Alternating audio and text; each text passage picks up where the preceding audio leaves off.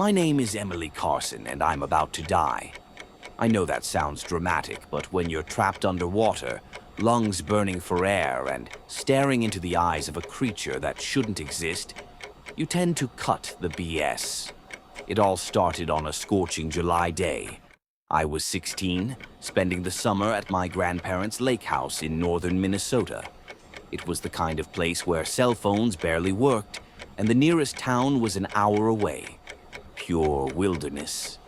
I loved it here. The peace, the quiet, the crystal clear lake that stretched for miles. I'd spend hours swimming every day, exploring every cove and inlet. My parents always warned me about swimming alone, but I figured I was old enough to handle myself. Besides, I was a strong swimmer. What could possibly happen? That day, I decided to swim out to Osprey Island, a small uninhabited chunk of land about a mile from shore. I'd made the swim before, but always with my older brother, Jake. This time, I wanted to prove I could do it alone. The water was perfect, cool and refreshing against the summer heat.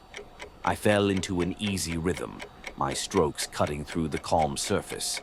Halfway there, I paused to float on my back, catching my breath and enjoying the sun on my face. That's when I felt it. Something brushed against my leg. At first, I thought it was just a fish or some lake weed. But then I felt it again. More deliberate this time. A hand trailing along my calf. I jerked upright, treading water and looking around. There was nothing but open lake in every direction. "Hello?" I called out, feeling stupid even as I did it. Who would be out here? Then I saw her. Just for a second, a face peeking above the water about 20 feet away. It looked almost human, but the eyes were too large, the skin too pale with a faint greenish tint. And the smile, God, that smile was full of teeth that no human should have. I blinked, and she was gone. I told myself I was seeing things. Too much sun, maybe. Or my imagination running wild from all those tales my grandpa used to tell about the lake folk. I started swimming again, faster now. Osprey Island wasn't far. I'd rest there, calm down, and laugh at myself for being so silly. I was about 100 yards from the island when something grabbed my ankle and pulled. Hard. I went under, water flooding my nose and mouth. I kicked out, breaking free, and surfaced, gasping for air. She was there, right in front of me. A woman. No, not a woman. A mermaid. But nothing like the pretty cartoons. This creature had the upper body of a woman, yes, but her skin was mottled green and gray, covered in scales that glinted in the sunlight. Her hair was long and tangled, like lake weeds, and her eyes, they were entirely black, like a shark's. "What are you?" I managed to choke out. She smiled, showing those terrifying teeth. "We are the forgotten ones," she said, her voice somehow clear despite being half underwater.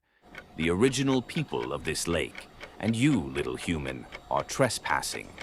I tried to swim away, but she was so fast.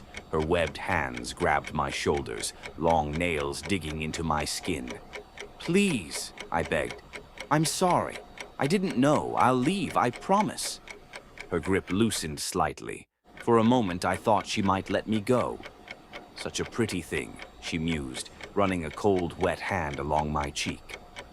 "It's been so long since we've had a new sister." Before I could process what she meant, she pulled me under.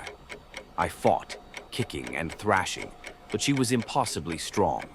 We sank deeper and deeper, the sunlight fading above us. My lungs were burning. I needed air. In desperation, I opened my mouth to scream, but only bubbles came out. Water rushed in, choking me. As my vision started to darken, I saw more shapes moving in the murky depths. More mermaids coming to welcome their new sister. My last thought, as consciousness slipped away, was of my family. Mom, Dad, Jake. Would they ever know what happened to me? Or would I just be another mysterious drowning, another cautionary tale about the dangers of swimming alone? I felt a strange tingling in my legs, a burning sensation that spread through my body. Was this death? Or something else? As everything faded to black, I heard the mermaid's voice one last time. "Welcome home, sister. The lake is yours now." So here I am. Not quite dead, but no longer the Emily I was. Sometimes, on quiet nights, I surface near the shore and watch my family at the lake house. They're still searching for me, still hoping. Part of me wants to call out, to tell them I'm here. I never liked dolls. Their glassy eyes always seemed to follow me, their frozen smiles hiding sinister secrets. But the old Victorian house we just moved into came with a whole room full of them. "It'll be your playroom, Sophie," Mom had said excitedly. I'd forced a smile, not wanting to seem ungrateful. That first night, I tossed and turned in my new bedroom. The unfamiliar creaks and groans of the old house kept me on edge. Around 3 a.m., I heard a sound that made my blood run cold. The pitter-patter of tiny footsteps coming from the playroom next door. My heart raced. It had to be my imagination, right? But then I heard it again. Tap, tap, tap, like little plastic feet on hardwood floors. I pulled the covers up to my chin, squeezing my eyes shut. "It's not real," I whispered. "Go back to sleep." But sleep wouldn't come. The tapping continued, sometimes stopping for long stretches before starting up again. It seemed to be getting closer. Just before dawn, I heard my doorknob slowly turning. I held my breath, paralyzed with fear as the door creaked open. There, silhouetted in the doorway, was a doll. But not just any doll. It was moving on its own, its jerky movements unnatural and horrifying. In its plastic hand glinted something metallic. A knife from the kitchen. I wanted to scream, but no sound came out. The doll's painted-on eyes locked with mine as it shuffled towards my bed, the knife raised menacingly. "What do you want?" I finally managed to squeak out. The doll's head tilted at an impossible angle. When it spoke, its mouth didn't move, but I heard the words clear as day inside my mind.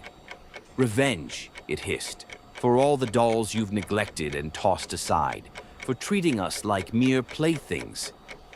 I scrambled backwards until I hit the headboard. I'm sorry. I didn't know." The doll climbed onto my bed, its cold plastic limbs brushing against my legs. "It's too late for apologies, Sophie. Your soul will make a fine new home for one of us." Tears streamed down my face as the doll raised the knife. In desperation, I lashed out with my foot, kicking it off the bed. It hit the floor with a clatter. I leapt up, ready to run, but froze when I saw the doll lying motionless on the ground. Had I imagined the whole thing? Trembling, I approached it. Just a harmless toy now. I reached down to pick it up. Its eyes snapped open. A plastic hand latched onto my wrist with inhuman strength. I screamed as I was yanked down, the knife flashing in the pre-dawn light. As it plunged towards me, I knew my life would never be the same. The dolls had awakened, and they wanted revenge. I never should have entered that house. The old Victorian manor on Elm Street had stood abandoned for decades, its paint peeling and windows boarded up. But as a real estate agent, I couldn't resist the opportunity to scope out a potential gold mine property. The front door creaked open at my touch, as if inviting me in. Dust motes danced in the stale air as I stepped inside, my footsteps echoing in the empty foyer. Something felt off. The house seemed to exhale around me, the walls almost pulsing. I shook off the feeling and began my exploration. Room after room revealed faded grandeur, ornate fireplaces, intricate moldings, elaborate chandeliers. But as I ventured deeper, a sense of unease grew in the pit of my stomach. The layout didn't make sense. Hallways twisted at impossible angles. Staircases led to blank walls. I turned back, certain I'd find the entrance, but nothing looked familiar. Panic began to set in as I realized I was lost. How was this possible? The house hadn't seemed that large from the outside. I called out, hoping someone might hear me, but my voice was swallowed by the oppressive silence. Hours passed as I wandered, each room blending into the next. My phone had no signal. The windows, when I found them, showed only an impenetrable darkness outside. It was as if the house existed in its own pocket of reality. Exhaustion eventually forced me to rest. I slumped against a wall, my head in my hands. That's when I felt it, a presence. The air grew heavy, charged with malevolent energy. Slowly, I raised my eyes. There, at the end of the hallway, was a mass of writhing shadows. It had no definite shape, its edges constantly shifting and roiling. But I could feel its gaze upon me, hungry and ancient. I scrambled to my feet, heart pounding. The shadow creature began to move towards me, tendrils of darkness reaching out. I ran, my legs burning as I sprinted through the maze-like corridors. But no matter how fast I went, how many turns I took, I could sense it right behind me. Its cold breath on my neck, its inky fingers grasping at my heels. I burst through a door, finding myself in what must have been the master bedroom. Moonlight filtered through a gap in the curtains, illuminating an ornate full-length mirror. As I stared at my reflection, panting and wild-eyed, I saw it materialize behind me. The shadow monster filled the room, its darkness extinguishing the meager light.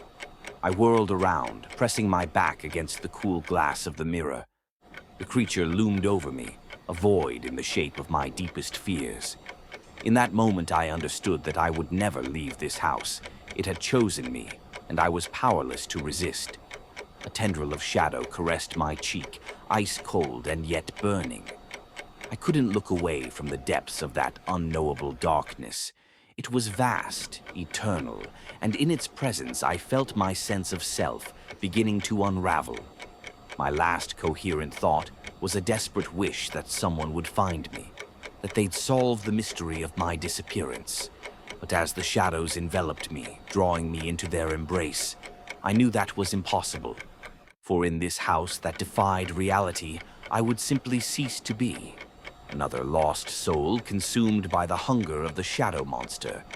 My existence erased, with only the faintest echo of my terror lingering in the twisted halls of this impossible labyrinth.